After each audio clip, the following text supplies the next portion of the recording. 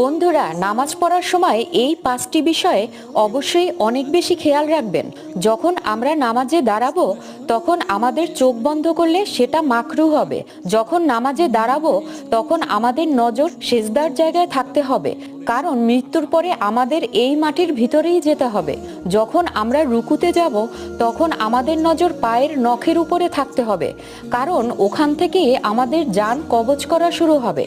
আর যখন আমরা সেজদায় যাব তখন আমাদের চোখ দিয়ে নাককে দেখার চেষ্টা করতে হবে, কারণ মৃত্যুর পরে সর্বপ্রথম নাকই শেষ হয়ে যাবে।